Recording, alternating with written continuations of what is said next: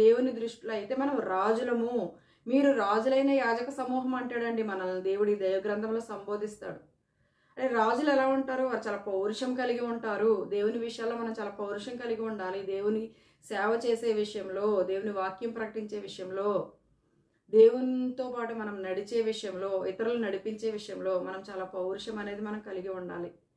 అలాగే వారు చాలా బలవంతులుగా ఉంటారు, యథార్థవంతులుగా ఉంటారు. వాళ్ళు మాట ఇచ్చారంటే, రాజులు మాట ఇచ్చారంటే వాళ్ళు తప్పరండి.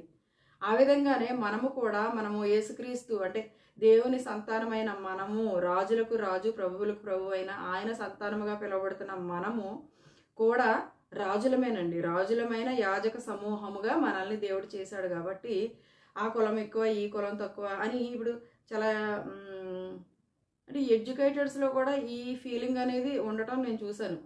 అది ఎంత అనాగరికమో మరి వారిని వారు ఒకసారి పరిశీలన చేసుకోవాలండి. ఎందుకంటే ఈ కులాలు, మతాలనేవి ఆహ్, ఇంత అడ్వాన్స్‌డ్ యుగంలో, ఈ కంప్యూటర్ యుగంలో కూడా ఈ కులాలు, మతాలు అనేవి ఉండటం అనేది చాలా విచారించదగిన విషయం.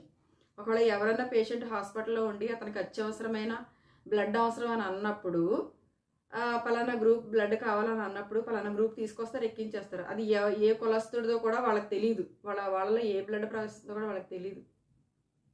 అందరినీ దేవుడు ఒకలాగానే సృష్టించాడు. మనుషుల్ని తన స్వరూపంలో దేవుడు సృష్టించుకున్నాడు.